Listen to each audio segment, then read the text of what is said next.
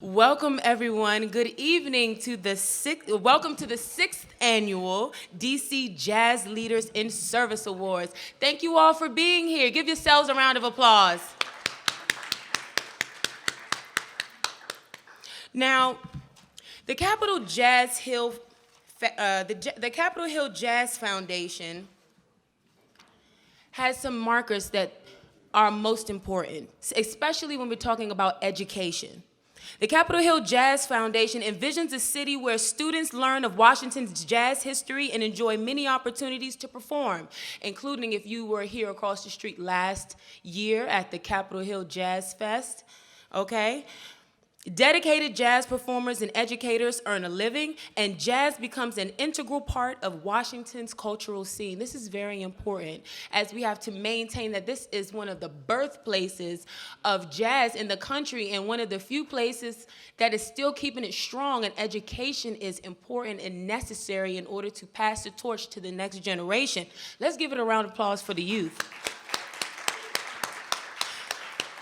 The foundation continues to introduce jazz history and performance to the youngest school children in wards 6, 7, and 8 by going into elementary school classrooms during out-of-school and summer hours. This project of Capitol Hill Jazz Foundation, in partnership with DC nonprofit Oye Pauliver Hut, brings awareness to elementary school children of the characters who were major figures in DC's robust history of jazz, with demonstrations by some of the city's finest jazz artists, hands-on access to actual instruments, and games and exercises that introduce and teach the art of improvisation, a skill that is vital for success, not just in jazz performance, but in every course of study, including STEM-focused subjects. The goals of the foundation's education component are exposing hundreds of young DC students to the uniqueness of jazz, providing those who show special interest in talent an extraordinary opportunity to perform in a jazz ensemble or orchestra, and facilitating the process of gaining acceptance into first-rate institutions of musical education. The objectives of the Capitol Hill Jazz Foundation educational program are to introduce participants to performing arts and the musical history of DC, enhance self-perception through discovery of unique abilities and skills, develop students' presentation and performance skills, and improve academic achievement through literacy and numeracy skills. Now, the Jazz Foundation has several ventures that are not education-based. I'm sure we're all familiar with the weekly Capitol Hill Jazz Jam at the historic Mr. Henry's restaurant. Are we not? Yes? The Capitol Hill Jazz Jam is a weekly jazz jam session held at Mr. Henry's restaurant in the Capitol Hill neighborhood in Washington, D.C., right down Pennsylvania Avenue, just a few blocks. Formed in February 2015 by saxophonist Herb Scott, the jam session operates every week and has hosted instrumentalists, vocalists, tap dancers, poets, and many pillars of the local arts community. Each week, the house band rotates musicians, which in turn has provided more than 50 jazz musicians with $100 performance pay for performing at the jazz session. Now, we all know, as artists, all types of artists, how hard it is for a organic musical or artistic expression or jam session for you to walk out of there with some money in your pocket. Even if it's to cover the gas, cover the parking, cover your drinks, cover your pride, that you get paid for this talent and the skills, and this is very important. And this is one of the major pillars of the Capitol Hill Jazz Foundation. The Capitol Hill Jazz Foundation also has a semi-annual music competition called the Cuttin' Contest, where each instrument group can compete against each other for a $100 cash prize and bragging rights as the winner. Competition winners are picked by 3 judges of that instrument group and are selected by a process of elimination. Each week begins with our host, who greets the audience and sets the house rules for that night. Each jam is documented with professional photos. You know, y'all gotta stop posting those photos where somebody's finger was covering the flash and you got a big bright spot in the corner. So you're gonna get professional photos, video, which is uploaded to our YouTube account. Now, you know, our videotaping skills aren't as good as we feel like they are when we're taking the video when it's time to play it back. So that's the beauty of this event. And a sign-up list for jam session participants and very active Facebook, Twitter, and Instagram social media accounts. So that is the Capitol Hill Jazz Jam.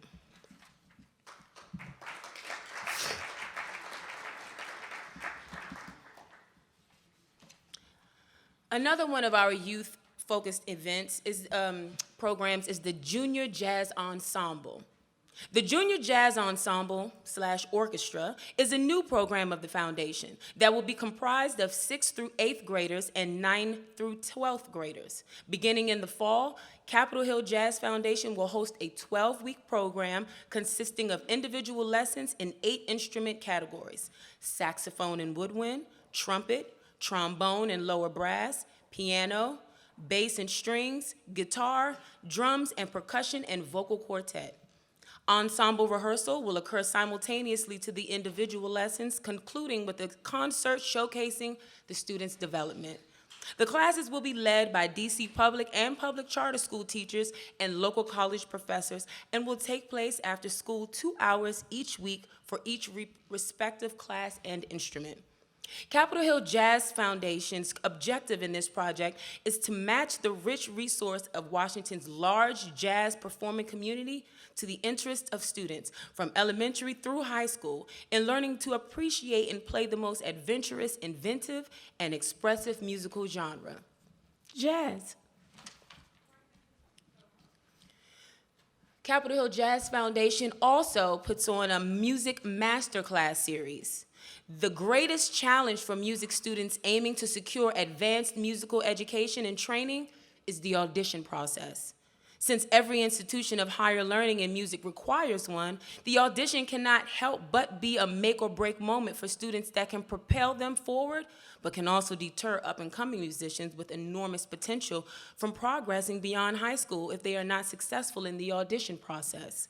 The Capitol Hill Jazz Foundation, in partnership with the District of Columbia's Department of Parks and Recreation, proposes a masterclass series to prepare students in their middle and high school years for the audition process by pairing capable, motivated students grouped by instrument class with a college professor capable of assessing the student's development accurately.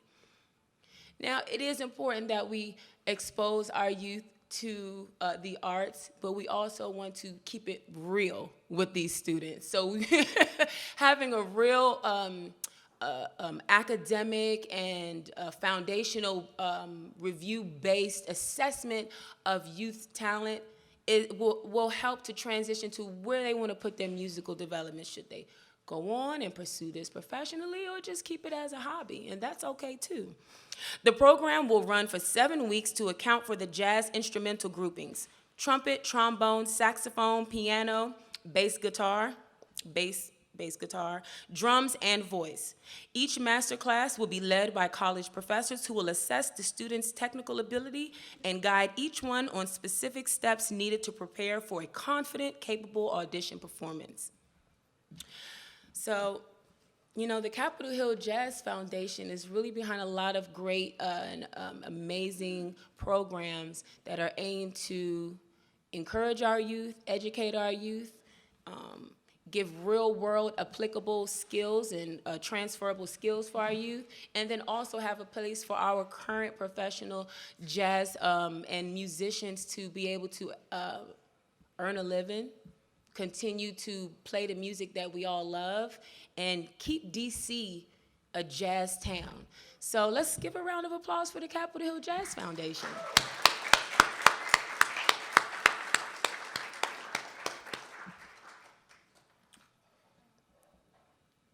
So tonight we are here to acknowledge jazz musicians, advocates, legislators, those leaders in this very special community, their in-service awards. A lot of times, you know, we do things because we love it, because we are passionate, because we believe in it, and we don't do it for the recognition. But tonight we are going to recognize those in-service leaders.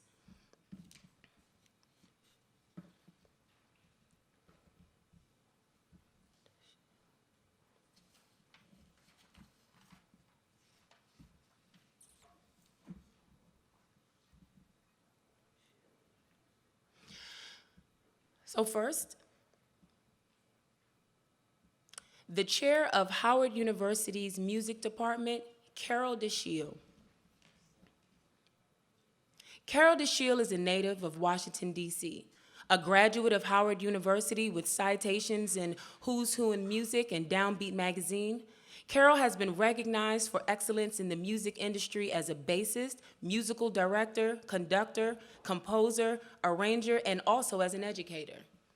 His performance history includes concerts with the Boston Pops, National Symphony, and Washington Philharmonic Orchestras. Performance dates with Dr. Billy Taylor, Ethel Ennis, and Bob Minster. Yellow Jackets, in addition to concert and Broadway show tours with Maurice Hines, Stephanie Mills, Vanessa Rubin, Jennifer Holliday, and the genius Mr. Ray Charles. He can be heard on several Capitol Blue Note Records compact disc albums recordings as bassist with Bobby Watson and Horizon Muse Records, artist Roger Buckhill and Maceo Parker, and the WDR Big Band. He also appears as producer, arranger, or performer on many national and international recordings, including the critically acclaimed CDs Heir to the Throne and the CVD Ensemble and Lineage that features the Dashiell family. So everybody give a round of applause for our in-service awardee, Mr. Carroll Dashiell.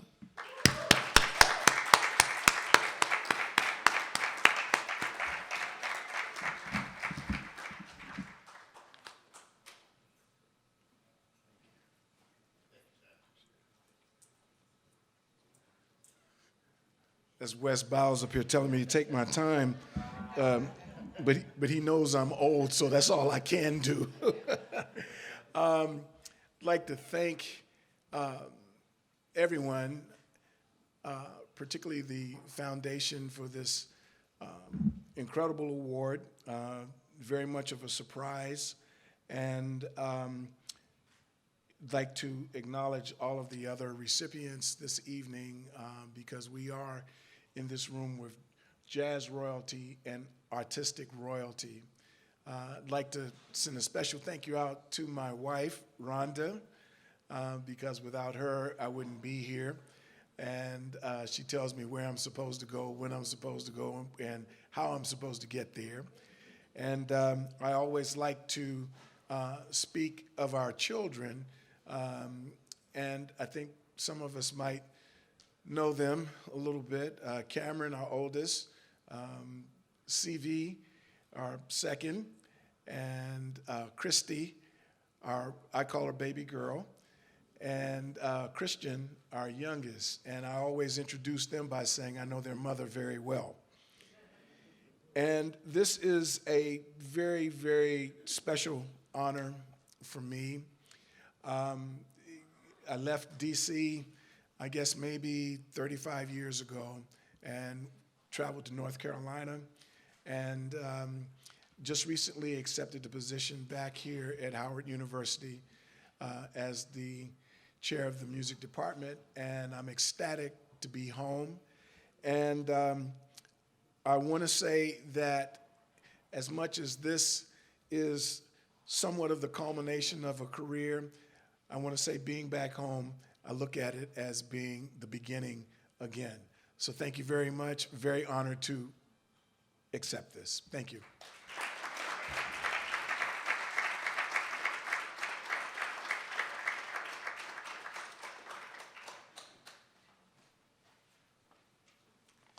I love applause. Let's give him another one. Mr. Carroll Dashiell.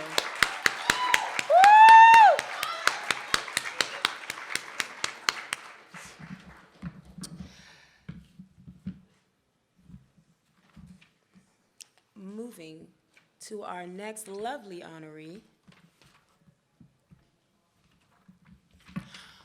Vocalist, director at Washington Jazz Arts Institute, Miss Esther Williams. Esther Williams is a name you're sure to remember once you've seen this sensuous, talented entertainer. It is said that in just one set, Esther will take you from a whispered, heartwarming ballad to a swinging, jazzy standard right into something that gets into your spirit and makes you move. Esther Williams is a name you're sure to remember once you've seen this sensuous, talented entertainer. Esther started her professional career in earnest as a vocalist when capturing the title of Miss Black DC. Okay. She toured Germany with the Miss Black America Tour, and her many guest appearances included national and international venues and many guest appearances on national television and radio programs. Musical theater was a natural transition, including performances at Ford's Theater and Don't Bother Me, I Can't Cope, as well as Tambourines to Glory with the Black American Theater Club in D.C., and several local and traveling productions of Fats Waller's Ain't Misbehavin', playing 2 female parts, not 1, but 2. Let us welcome the next awardee, Miss Esther Williams.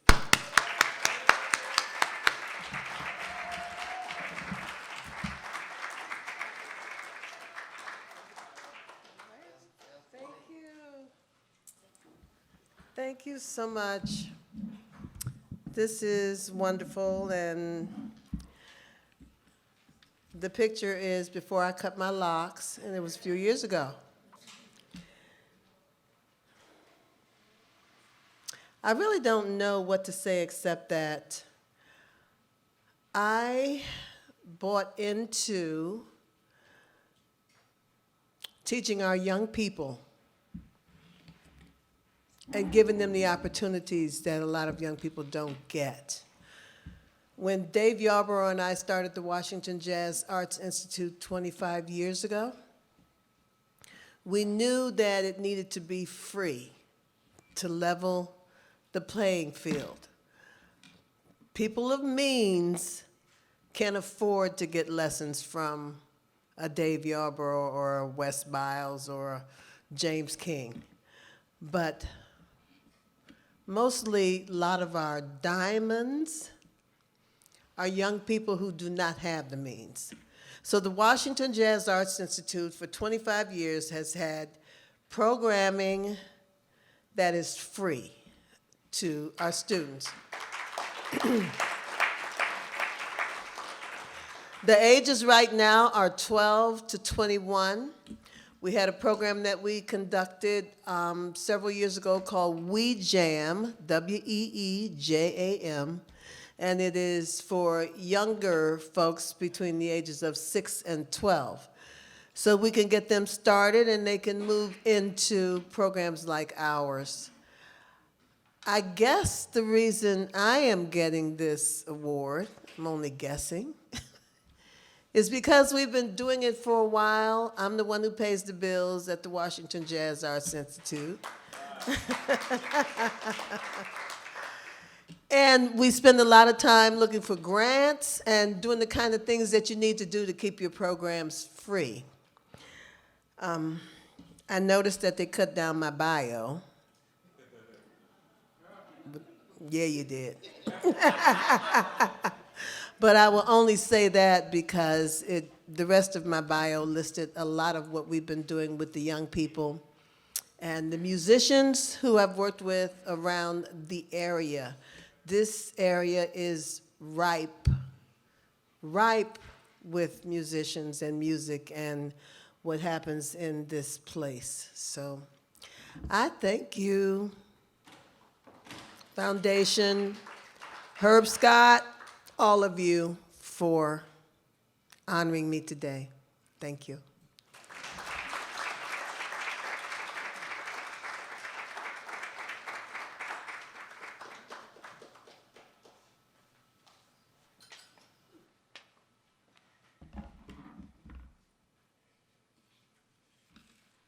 Okay, Ms. Williams.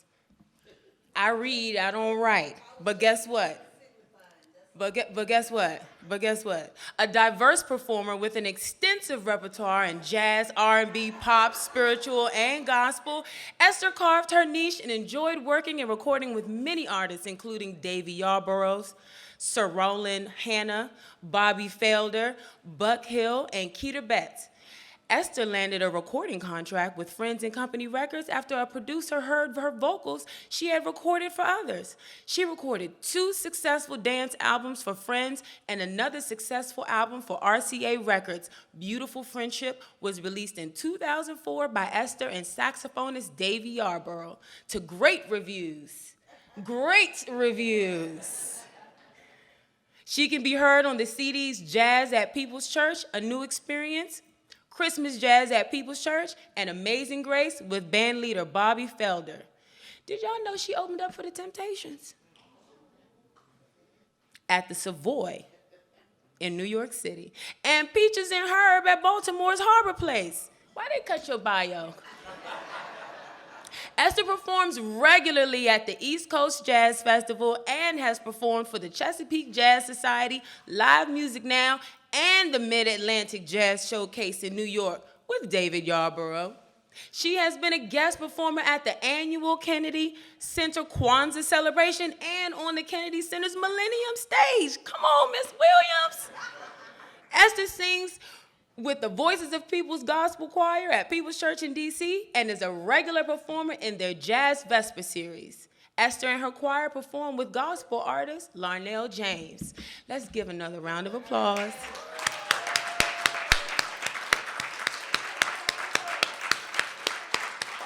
Yes, that was worth looking up. You are amazing. You are amazing. Yes, that's why we have to, if we don't tell them, they won't know.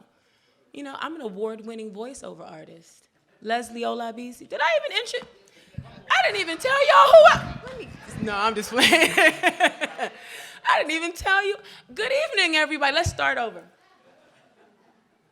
Welcome to the 6th Annual DC Jazz Laters in Service Awards. I am your host, Leslie Olabisi, award-winning voiceover artist, Emmy-nominated, and returning host for the Capitol Hill Jazz Foundation. Thank you all for being here.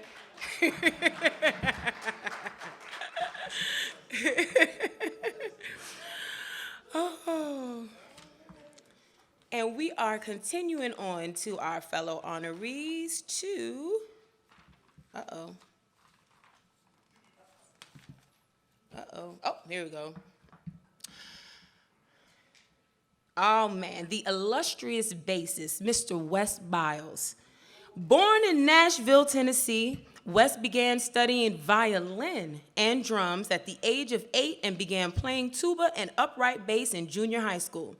He graduated from Fisk University with a BS in economics and earned master's degrees from both Boston University and MIT. He has enjoyed a career as a professional and teacher for more than 60 years. Count them, 10, 20, 30, 40, 50, 60 years. Over the years, he has worked and performed with Ike and Tina Turner, Aretha Franklin, Quincy Jones, Curtis Mayfield, the Jones Girls, Freda Payne, Ronnie Wells, and Ron Elliston, and many others. Let's give a warm welcome applause for Mr. Wes Biles.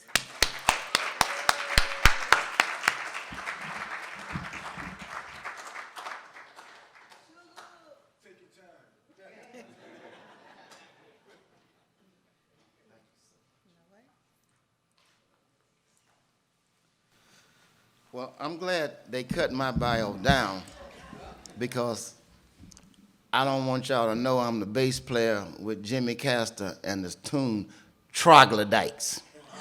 Okay? That was me.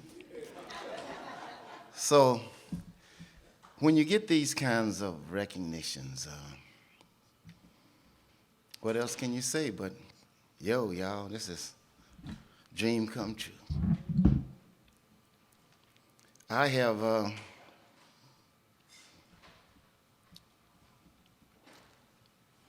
given my life to teaching the kids.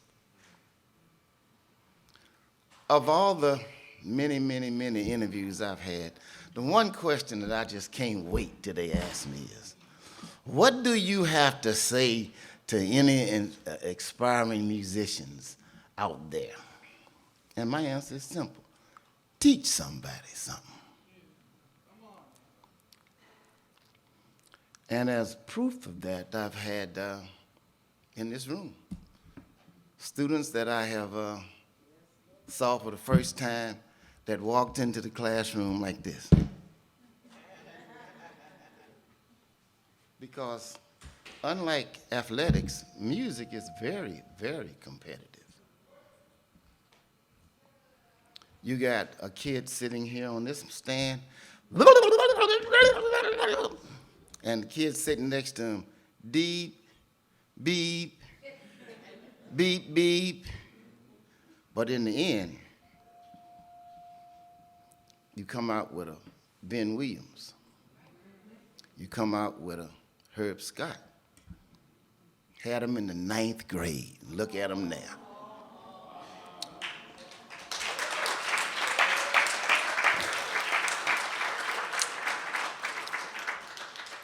So after teaching over 20 years with Dave Yarborough and Esther at the Washington Jazz Institute, we've turned out hundreds of, not just musicians, good people. Music ain't the only thing we teach. You better pull your pants up, boy, if you come in here. And respect your mama. Speaking of mothers, I owe such a big gratitude to the foundation for recognizing not just individuals, but good people who have brought this world something to be proud of. Thank you.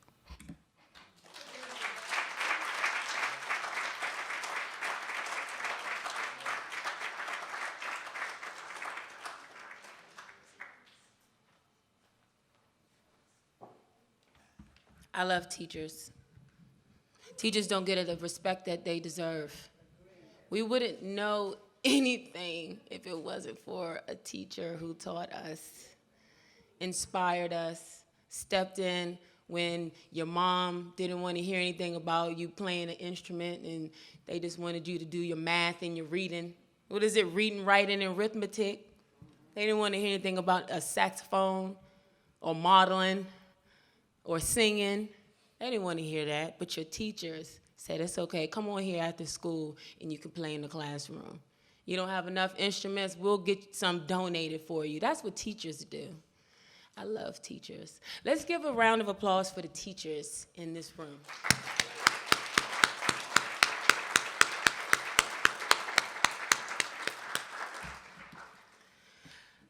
Now, did you know that Mr. West Biles has a manager? Oh, wait. Scratch that. I promised I wasn't going to tell that story, so just tuck it for next year. Come to the 7th annual Leaders, and then we'll talk about it then. Okay, so moving on. Staff for Congressman John Conyers and manager for bassist Ben Williams is Bennie Barnes Williams, a congressional retiree having served as staff member in the U.S. House of Representatives from 1974 to 1996. Barnes Williams, Mrs. Barnes Williams is honored to have worked for 3 of the most powerful members of the Congressional Black Caucus. She worked in the offices of Congressman Charles B. Rangel and Donald V. Dellums, with most of her tenured years spent working on the Committee of the House Judiciary and Government Operations under the chairmanship of Congressman John Conyers, Jr. Rest in peace. While in Congress,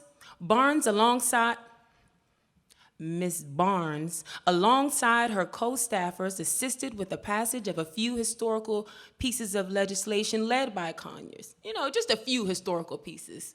No. Historical pieces of legislation led by Conyers. Most notable among many were the Martin Luther King Jr. birthday bill. Wow. Let's just give a minute for that one. Most notable among many were the Martin Luther King Jr. birthday bill, the National Tap Dance Day bill, and H.R. 57, which proclaimed jazz a rare and valuable national American treasure. She was assigned as private assistant to Coretta Scott King, Mrs. Coretta Scott King, on a 2-day rally of the Get Out the Black Vote in Harlem for the President-elect Jimmy Carter campaign. Since Mrs. Barnes' retirement, she has brought her talent and those historical experiences to her community at multiple levels by working in the D.C. public school system. She was elected as president for the Fred Foss Youth Jazz Band at Fillmore Arts Center and president for the Duke Ellington School of the Arts Jazz Studies Department, directed by Davy Yarborough. Please put your hands together for Miss Bennie Barnes Williams. Is it Miss or Mrs.? Ms. Put your hands together for Ms. Bennie Barnes Williams.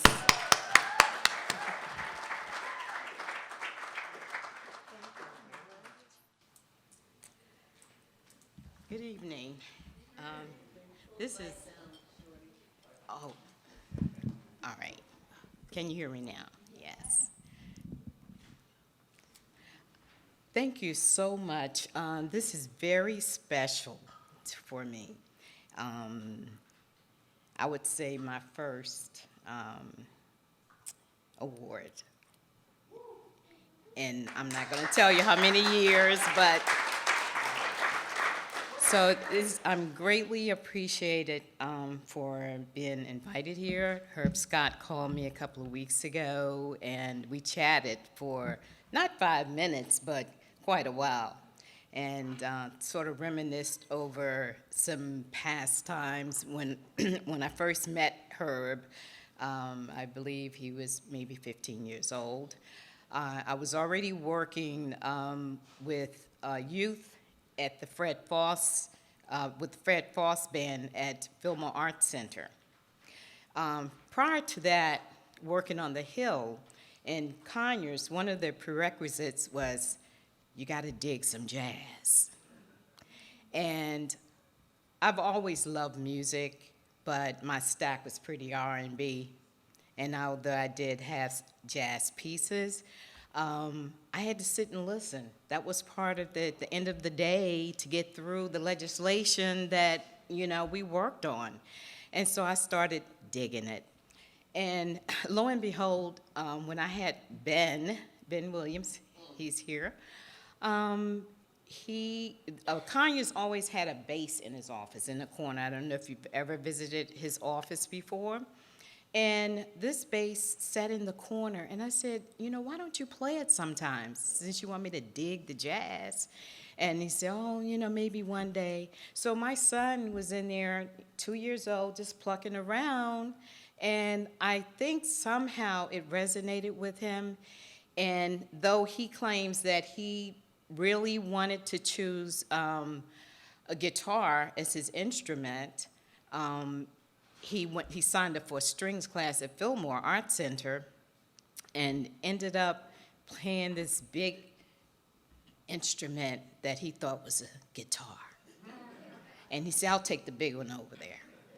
And so there's so many ways that, you know, these things have come about. I signed into it. I'm still in it. He's almost 40. And I'm still in it and he started when he was 9 years old. And so I even ended up with the nickname, the bass player's mom, you know, because I had to tote this bass up 4 flights of stairs, bass taller than I am. I couldn't wait till he got 5 feet tall at least so he could take the bass, you know. And so it just went on, and here I am today, still in it, still digging it, And it's just so much more to say, but I won't take up the evening, with one story after the next. But I will say that I very much appreciate this, and I will always be digging on the jazz. You can call me anytime. I do manage my son, Ben, and also manage my other son who's here with the camera that you see, the videography, the videographer. As Todd Williams, my oldest son, and he's over there on the camera there. And I have 2 other family members here, my sister Carolyn, thank you for coming, Carolyn, and my cousin,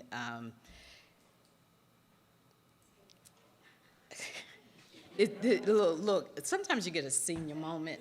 So you know what I'm talking about, you get a senior moment. Help me out, please.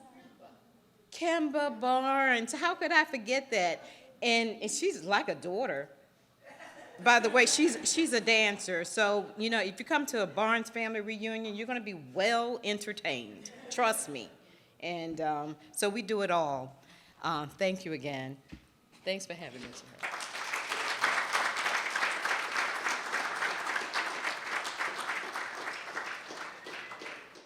That's all right. You've earned all the moments that you need to take.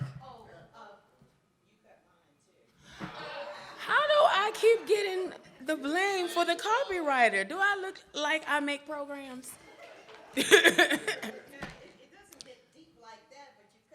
Well, if you said it in the beginning, I would have already pulled it up, and then I would have came and finished it. Okay, I got you. Ms. I got you. All right. The DC Office of Cable Television, Film, Music, and Entertainment's Director, LaToya Foster. LaToya Foster is director of the award-winning DC, I'm about to say this name all over again, OCTFME, that's what I call it. Is that like a shortcut? Which leads the city's entertainment efforts on behalf of the district government. In her leadership role with DC Mayor Muriel Bowser's cabinet, Director Foster serves as the DC Film Commissioner and oversees the Comcast, Verizon, and RCN District of Columbia cable franchise agreements. Foster also oversees the Creative Affairs Office, which leads the Mayor Muriel Bowser Presents 202 Creates initiative that empowers and supports DC's diverse creative communities throughout all 8 wards. Prior to joining the Bowser administration, Foster served as the Director of Communications and Chief Spokesperson for the district's late Mayor for Life, 4-term Mayor Marion S. Berry Jr. in that capacity. Can we give a round of applause for Mayor for Life? Rest in peace. Director Foster handled daily communications tasks as well as assisted Mayor Berry in chronicling his life and career for his award-winning autobiography.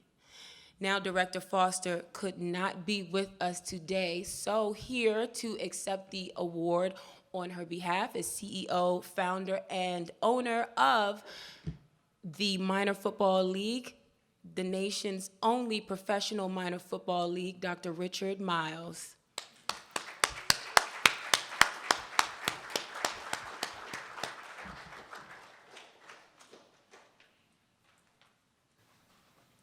So much. Good evening, and I'm here late. I think you're gonna get tired of seeing me. When you're on my show today, okay, I thought we got rid of each other. Yes, Ms. LaToya Foster, director of the Office of Cable and Television. I mean, I've been knowing her for a long time. I'm a native Washingtonian. I happen to have 2 shows over there inside the MFL on Saturday mornings at 11 and game time Mondays at 1 o'clock. But what's more important, I just like what the Office of Cable and Television is doing. For those of y'all not aware of it, they do a lot of great things in the community. Also, just give me a chance to say a little thing. I'll pull my pat myself on the back. And when she said that MFL, a lot of people looked at each other like, what's that? You know, what's that? Well, just give you a little tidbit. The MFL is the only minor professional developmental football league in the country. And we're celebrating 30 years. And been around 30 years. I have 32 franchises across the country and 16 in Africa. So the MFL is the laboratory of change. And what I mean by that, we want to bring former players from the field to the front office in terms of giving them an opportunity for ownership in the league, something that our counterparts not doing. And I can say that because I played in the NFL, so I can kind of nudge them a little bit and say that. But more importantly, it gives these young men an opportunity to play in a league that you don't find outside of college or professional football. So I want these young men to think everybody want to go to the National Football League. That's not going to happen. That's the realization of it. But I want them to realize and understand they still are relevant and get an opportunity to play in this league. Thank you.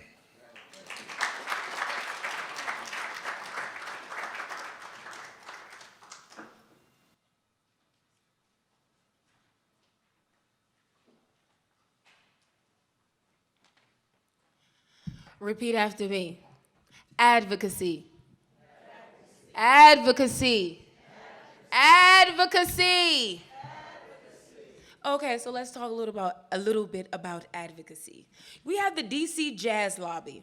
The DC Jazz Lobby is an arts advocacy initiative aimed at aiding the DC jazz community by engaging government agencies, performing arts-related organizations, jazz education programs, DC sister cities, and local media in order to preserve, promulgate, and develop jazz. Education for and of DC-based jazz musicians. This effort began in April 2016 after the closing of the historic Bohemian Caverns Jazz Club, which was located in the historic neighborhood of U Street, otherwise known as Black Broadway.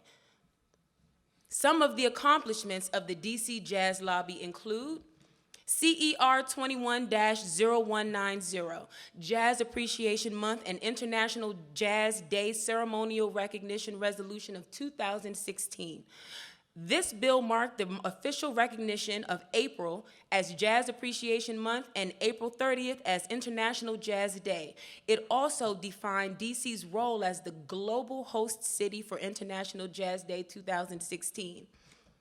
The Congressional Jazz Caucus. The Capitol Hill Jazz Foundation has organized the recreation of the Congressional Jazz Caucus. The caucus has introduced national legislation to address the serious issue of fair payment to artists. It also depended on the Capitol Hill Jazz Foundation to organize a jazz program for its annual conference. Such a performance had been a staple of their meetings since the caucus was originally formed, but they were willing to jettison the event this year unless Capitol Hill Jazz Foundation would be willing to organize it. This illustrates both the need for Capitol Hill Jazz Foundation to preserve the legacy of jazz and the respect that is paid to the organization for its ability to step in and solve problems. H.R. 139, National Jazz Preservation, Education, and Promulgation Act of 2021. This bill was designed to form a national jazz preservation program operated by the Smithsonian Institution to preserve knowledge and promote education about jazz and to develop programs for elementary and secondary school that promoted jazz. Now, the DC Act 22-634, Mr. Robert White. We have Mr. Robert White to thank for the Performing Arts Promotion Amendment Act of 2018. This bill incentivized DC small businesses to host regular live performances by instating a property tax rebate for venues that other artists paid opportunities to perform. Mr. Robert White said we must value our jazz musicians in the city. So this is what we're gonna do. We're gonna make you support them. Because who turns down a tax rebate? Nobody. Mr. Robert White, Councilmember Robert White, the esteemed Robert White, a proud fifth-generation Washingtonian, Robert C. White Jr. is in his second term as at-large member of the Council of the District of Columbia. He chairs the council's Committee on Housing. Oh, we need to talk. Mr. White began his career in public service as a law clerk in the Maryland District Court for Montgomery County. For 5 years, he worked in the United States Congress, serving as legislative counsel to the district's Congresswoman Eleanor Holmes Norton. In 2014, he was tapped by Attorney General Carl A. Racine to serve as the first director of community outreach for the D.C. Office of the Attorney General. In 2016, Mr. Robert White was elected as an at-large council member with the highest number of votes in the history of D.C.'s elected council. He was re-elected in 2020. Mr. Robert White and his wife, Mrs. Christy White, an attorney with the U.S. Securities and Exchange Commission, reside in Ward 4 with their daughters Madison and Monroe and rescue pit bull Roscoe. They attend St. Martin's Catholic Church, and Mr. Robert White loves spending time with his family, reading, and riding his motorcycle, wearing a helmet, of course. Let's give it up for Councilmember Robert White.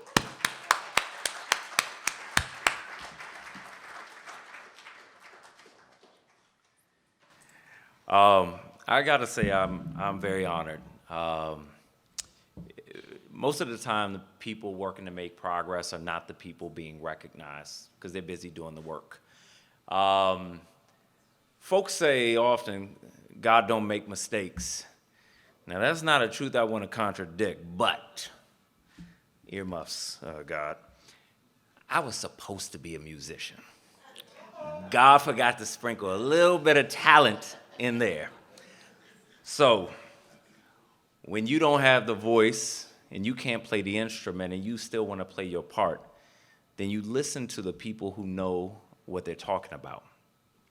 Growing up in D.C., becoming a young adult in D.C., HR 57, that's where I went to have fun. That's where I went to impress dates. Bohemian Caverns, that's where I went with my friends. And we saw Twins Jazz. I went to school with the daughters of the women who owned Twins Jazz. And we saw all of these monuments, local monuments, close. And it hurt so many of us who love jazz, who love music, who love the arts, and also who believe that there need to be younger people following, and there needs to be a place for them to play. So when the DC Jazz Lobby, and specifically Herb Scott and Aaron Myers, two visionary brothers who are not just talented, but are advocates as well, came and said, we have an idea about what we can do. What if we incentivize restaurants and bars to open up their doors to live music so that we can develop the talent of the future? And what if we make it in their interest to do that? That is the concept behind the bill that we did pass and did get funded. And there are spots in the district now that have live music for people to play, to enjoy, for artists to develop and get that exposure that they need because of the work that we've done together. And I'm proud to have played my small part in that. And I also think about where we're heading as a city. We look at our downtown, like downtowns across the nation that are struggling with people who are not going back into the office for work. And what does that mean for the future of our downtown? Well, it's a solemn thing if you loved, that 9-to-5 scene. But if you can vision a city like the District of Columbia that says we're going to use this as an opportunity to invest in the arts, to create spaces for artists, whether it's residents, or places for them to play and develop, that is the future of the District of Columbia if we keep up this work, if we keep the DC Jazz Lobby alive, if we support the Capitol Hill Jazz Coalition. That is what the future of this city is. So I am honored to play my part, and as I close, I just want to recognize that I can only play this part because of an incredible, incomparable wife that supports the ridiculous work that I've chosen. two beautiful little girls that still get jazzed up when I walk in the door, despite all the times that I'm late.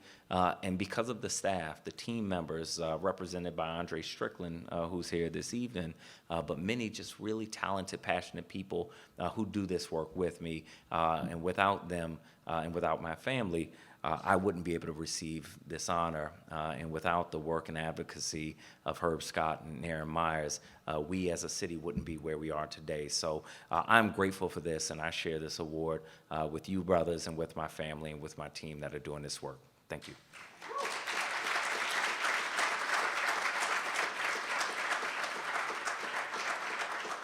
Thank you, Councilman White, with the most votes in DC history. One more time, a round of applause.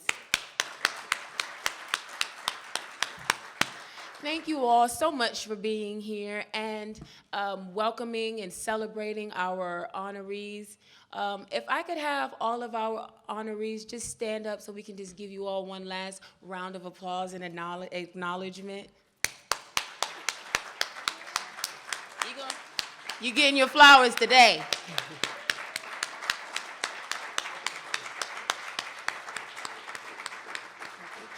And if you could come to the front so you could get a group picture. Don't sit down, come on to the front so we can get a group picture. Go ahead, grab your award, Councilman White. Yes.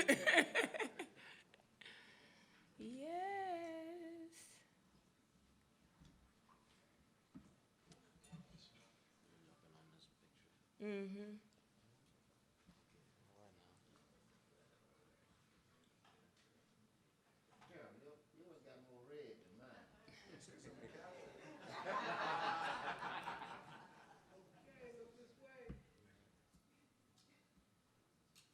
Okay, wait. The Emmy nominated.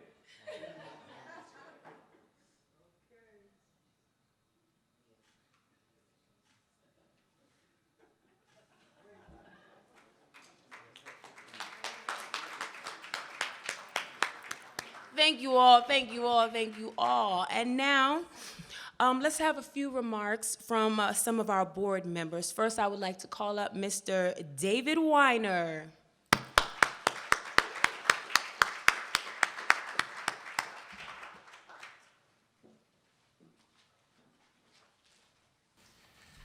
Oh, thank you so much, Leslie.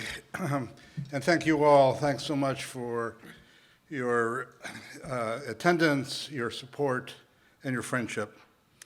I'd like to take a second and just acknowledge my fellow board members who are in the room here. David Ray, Evangeline Pascal, Mary Cole, Ganai Evinch, Tom Sweeney, Mr. Nasar Abadey, who was our entertainer tonight. Also the spirit of Willis Goldbeck, who left us last year.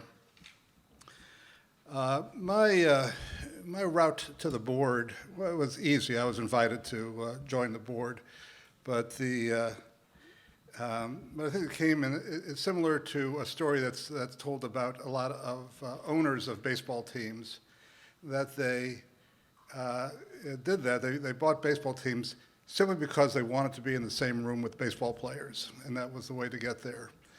And that's sort of the way it's been for me. It's just been a thrill to be in the same orbit with the people who have graced our stages, even though I try assiduously to stay out of their way, which probably owners of sports teams should do themselves.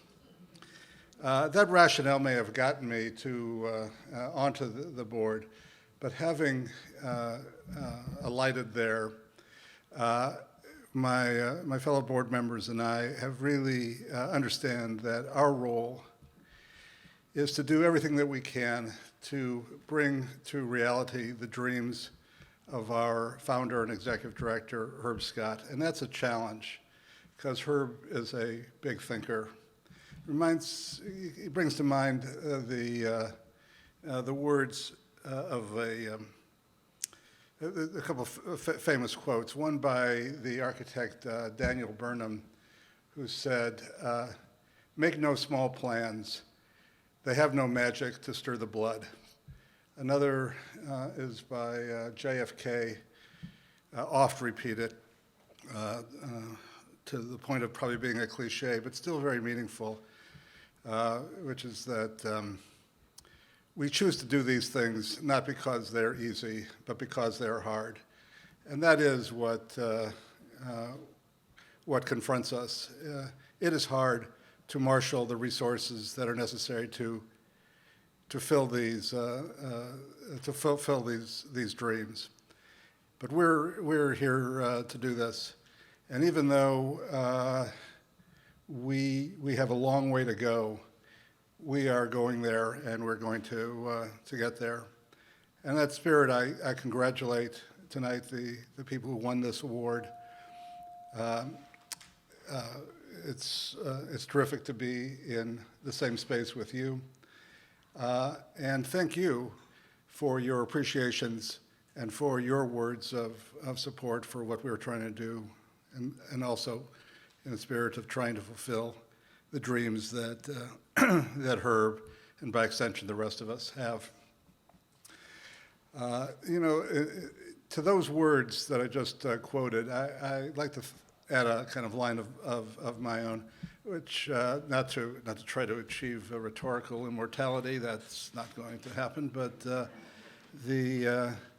my thought is, I've struggled, trying to make, this has occurred to me, and I've wrestled with this for some time, but to me, I like to think that everything is improved with jazz. And that came sort of home to me again, or in a big way, the other day when I attended a ceremony at our Hill Center down the street, where the Capitol Hill Community Foundation, which was the Capitol Hill Jazz Foundation's first institutional supporter and a steadfast supporter in all these years since. It was their ceremony to pass out checks to all the groups that were getting their seasonal grants from the group, from the foundation. And as I looked at all of the groups that were there and read their projects, it occurred to me that every one of them would benefit from a little bit of the work of the Capitol Hill Jazz Foundation. As Leslie said, and all of you have mentioned as well, it is that spirit of improvisation, of communication, innovation, that is fundamental to all of the work that is done, is recognized by a group like our community foundation in education, in wellness, in the art-centric, the economic development programs, the child-centric programs. I'm thinking that, I don't know, it's like the jazz program, maybe in a certain way, shouldn't be the number one choice. If you're facing all of these problems, our children's education and so forth, there are very big problems out there. So anybody's number one choice, well, maybe that wouldn't be jazz or the Capitol Hill Jazz Foundation, but we should be the number two choice for every one of those grants. There should be a little piece. And in all the work, we should see ourselves as the fundamental partner to every enterprise out there that's trying to improve life. Everything can be improved with jazz. Anyway, thank you for being here. Thank you to all of you. Thank you for being here. Thank you for your support that you've provided to date and that has gotten us here. And thank you for all the gifts, large or small, that you will make in the future. And I'd like to say the future begins now. Are you going to call? Okay, I'll let you. We have jazz education in schools, the Junior Jazz Ensemble, Music Masterclass Series, the Capital Jazz Jam, the DC Jazz Lobby, all of these wonderful programs that the Capitol Hill Jazz Foundation provides. And you know what? Did you remember to bring your phone? Does everybody have their phone? Put your phone, let me see your phone. Everybody take out your phone. Okay. Now open up the internet and go to Capitol Hill Jazz Foundation.org. All of those programs are funded from wonderful, supportive community members and industry leaders such as yourself. Please hit that donate button right there at the top of the screen and make a donation to the Capitol Hill Jazz Foundation, okay? All of these wonderful programs, the instruments, the professionals, the analysis, the teachers, the everything. You know, we need help with the funding, so please. Visit the Capitol Hill Jazz Foundation.org, and the first button, don't let those pictures distract you. The button is right there over that picture. Just tap it, and please give what you can. Any amount. See there? Any amount. Thank you so much. And now we'd like to welcome past board member Tom Sweeney.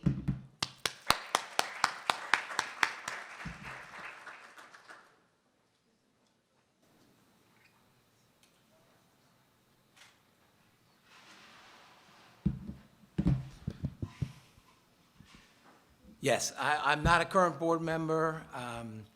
I think Herb chose me because when he's got some really zany ideas, I'm sometimes his partner for them. Congratulations to tonight's winners and to the board and the past board and the future board. I have an interesting story. The last couple of days, I am coming from Georgetown Hospital, which I unexpectedly have been staying for the last 3 days. I told them that I had made a commitment to say a few words, and I made sure I asked them specifically if I was contagious. They said, "You're not contagious, sir, but you're overly amorous with the nurses." I didn't know if that was a condition or not. But anyway, I'm here. But I'm here under a little different circumstances than I thought, because 10 o'clock, and I've been at a number of these jazz award ceremonies before.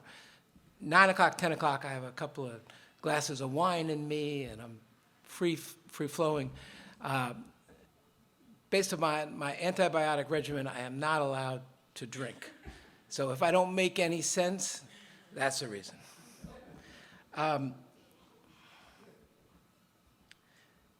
You know, I remember the night, the first night. It was about 6 years ago, and it was January. It was early January. And I was invited to go to Mr. Henry's for the Jazz Jam.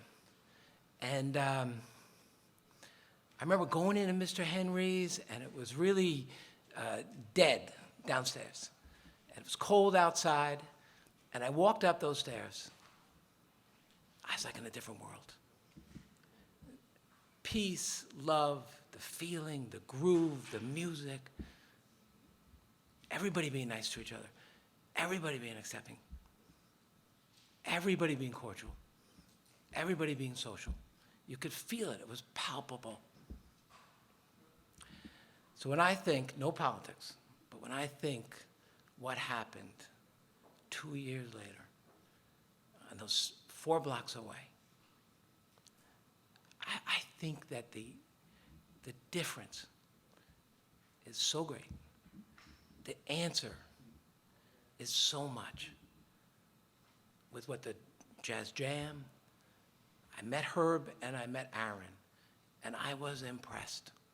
And I have been impressed with her, that pint-sized, pudgy saxophone player, ever since. Because somehow, on the way to the forum, somehow when Herb was much younger than many of us realize, and some of us never realize, is he understood the importance of community.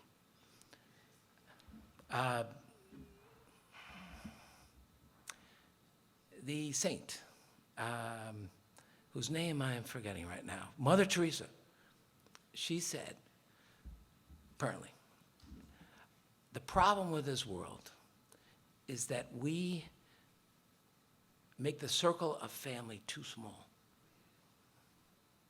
Herb Scott does not have that problem. We are here because he included us in his family. The award winners are here. The kid who needs a jazz instrument, a local out-of-luck performer today. The past greats he speaks about. Even the past regular Joe jazz players are within this family. And most importantly, the future. The future. Those we don't even know, those who don't even know themselves. The Herb Scotts of the world helps that to live on. And I have a specific, memory. I was out in California, and Herb was going to come out, and he asked me to go to the National Association of Music Manufacturers, Anaheim, and I met him down there. But before that, I had hung out with a jazz player or two, and these guys were great guys. These guys were great guys, but their worlds were so small. Their family was one person, themselves. And the stark difference is my memory of Herb on the exhibition space of the NAMM, was begging one of these big manufacturers to give instruments for students in Washington, D.C., and why that was important.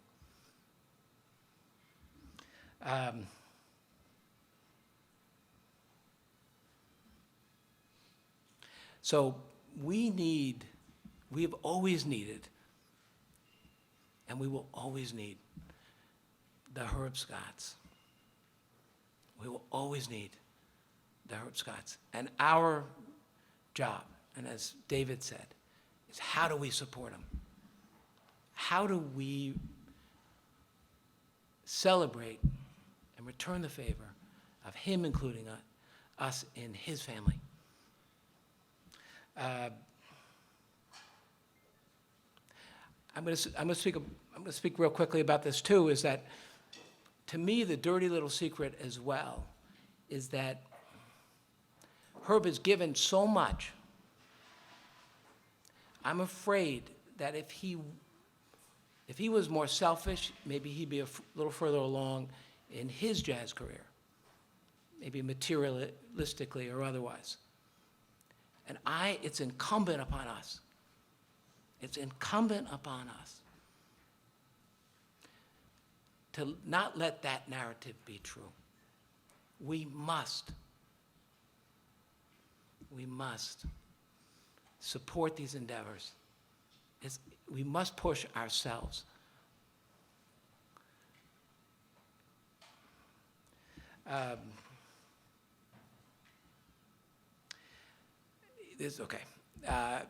Very simple quip. Three men are laying bricks, and first one's asked what's he's doing. He says, "I'm laying bricks." The second one is asked what's he doing. He says, "I'm building a wall." The third one is asked, and he says, "I'm building the world's greatest cathedral." Herb is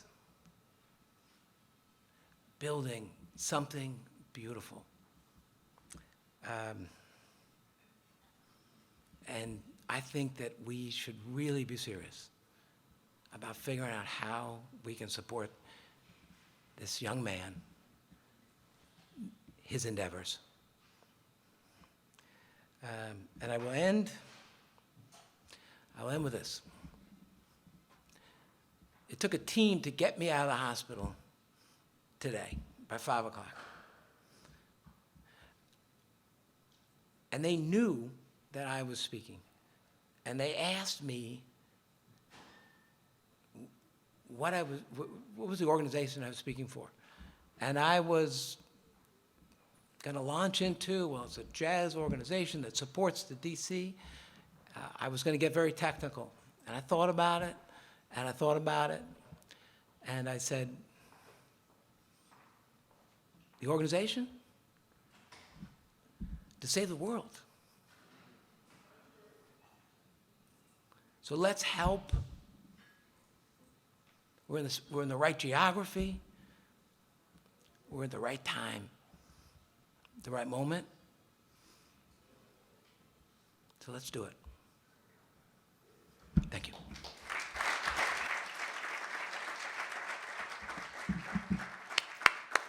Thank you for being here, Mr. Sweeney.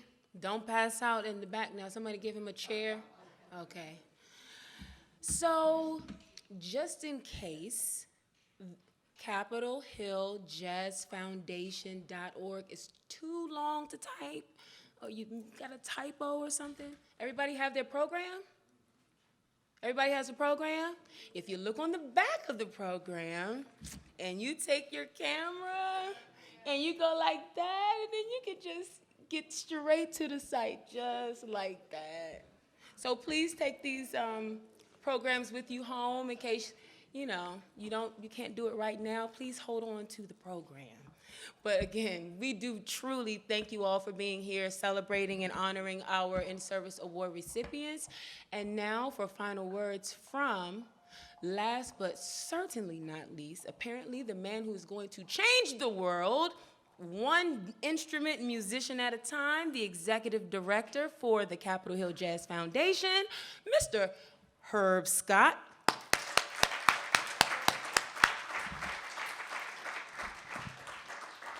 Thank you all for coming. I'm going to keep this brief. I know we've had a great evening. Shout out to all the awardees. This has been a wonderful ceremony tonight. Really, really, really nice. I also want to, first of all, give special thanks to our sponsors, one of which is here. I want to give him an opportunity to speak when I'm done. But first of all, one of our main sponsors is the Office of Cable Television, Film, Music, and Entertainment, affectionately known as OCTFME. They provided a lot of support, and I'm really saddened that the director couldn't make it tonight, but I'm glad that you were able to accept in her honor. Also, we want to give a special shout out to Evench and Saltzman, PLLC, right there in the room. There you go. Ganai, he's on our board, and his firm is a sponsor, as well as Project Development Associates in the room. Give it up for Project Development Associates. That's another wonderful sponsor. And we're always glad when the local businesses, of course, Mr. Henry's has been a tried and true supporter, but also JoJo Restaurant and Bar on U Street. They just left, but I'll encourage you to go support not only Mr. Henry's, but JoJo's Restaurant and Bar on U Street. They have fantastic food and, of course, great music. And last but not least, we have, for the first time ever, the jam session has its own official liquor sponsor, and we have a local gentleman who is responsible for that company. He's the president of that company, his name is Terrence Wheeler. He's right in the back. Show him some love in the back. And I encourage you all, before you leave, to make sure you try some of his wonderful vodka. It's absolutely great, but he's been sponsoring, he's the official sponsor of the Capitol Hill Jazz Foundation in our weekly jam session. And so I just want to say a little bit, thank you all once again for coming out tonight to support these awardees. The original intent behind this award is for us as a community to recognize our community leaders. These folks may not be famous, they may not be Grammy Award winners, they may not be Emmy Award winners, but I recognize that every single person that's been awarded tonight is vital to the community. And you're a leader because you've shown that you've stepped outside of yourself, and to provide for the community, to give, to educate, to legislate, and So that's major, because without you, our community would not look as rich as it does today. You know, going along with the history of the foundation, it was never I'm a saxophone player, it was never my intent to form a nonprofit. But during the course of all this work, once the closure of Bohemian Caverns and One Step Down and HR 57, and it was Utopia and Cafe Nima, I mean, club after club after club after club. And I didn't see much happening on the musician side of what we were supposed to do in response to that. An effort was formed by a few of us to go and engage a local government to see what could be done about that. And one of the meetings that we first took, oddly enough, was with the Commission on the Arts and Humanities. And we asked them, we said, hey, look, DC is losing a lot of its clubs, and you're hemorrhaging a lot of DC's talent. We have some of the best musicians that come from DC all around the world, but they have to leave DC in order to have a future. Why can't you just have a future here and not have to move to New York or California or Paris or Tokyo or something like that? You should be able to live right here.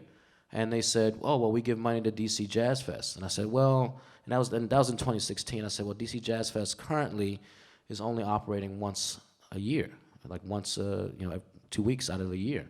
How can you possibly be helping the greater jazz community?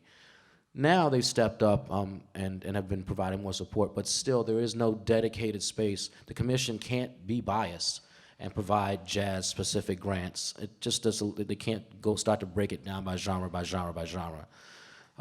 So this organization was formed with the idea and the intent, not that it would act as the commission, but it would act as a local kind of jazz space that could support all of the existing work, all the existing wonderful programs, like the Washington Jazz Arts Institute, like the Howard University Jazz Program, like the Sitar Center, like the Levine School of Music. These programs already exist, they already have students, they already serve the community, but there needs to be some other vehicle that can help kind of pull that all together. And it's in moments like this that at least we recognize the efforts of the community as a whole. It takes all of us to make this possible. And once again, I thank you all for coming out tonight. I'm exhausted. It's been a lot of work putting this all together. But we have a few minutes. I encourage you to kind of get to know each other, network a little bit. Awardees, I'd love if we could get some pictures with at the Step and Repeat. And did you guys all have a great time tonight? Terrence, come on up here. I want to introduce this young man. This is another extension of community. This gentleman is the president of the Lumiere Vodka, and it's partnerships like these that I hope that we see more of, more public partnerships, sponsorships from community folks. And right before he comes up here, did you have?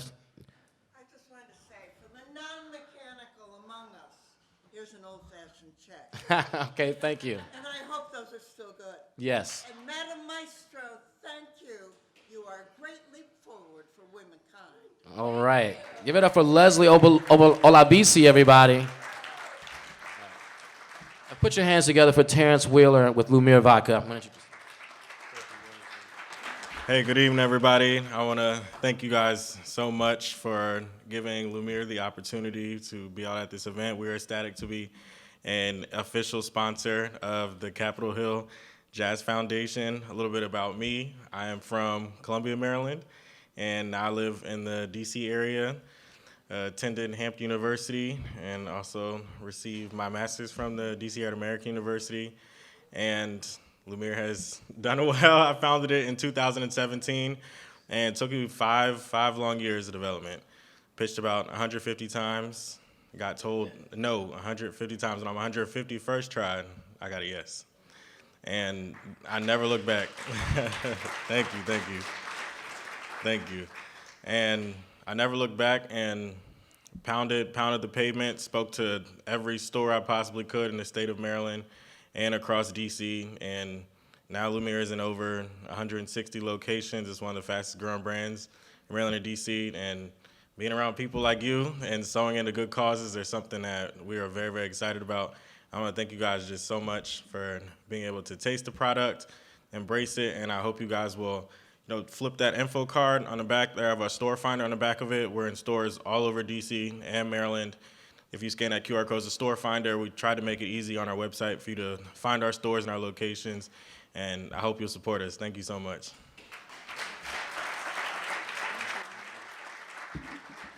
Has everyone been enjoying those cocktails from the back? Oh, yes. Yes, we love it. We love a good liquor sponsor. So thank you all. The program has now come to its end. I would like for all of, I want to appreciate the analog method of donating money. We do accept checks, cash, Venmo, Cash App, Zelle, CapitolHillJazzFoundation.org, QR codes, coins, Bitcoin. But no, if you are digitally inclined and you're on Instagram, you can follow the Capitol Hill Jazz Foundation on Instagram and the Capitol Hill Jazz Jam on Instagram and on Facebook. I am your host, Leslie Olabisi, and you can find me everywhere. You can just type me in the Googler and I'll come up, or I can give you my card later. Thank you all. You've been a wonderful audience. Give yourselves a round of applause and good night.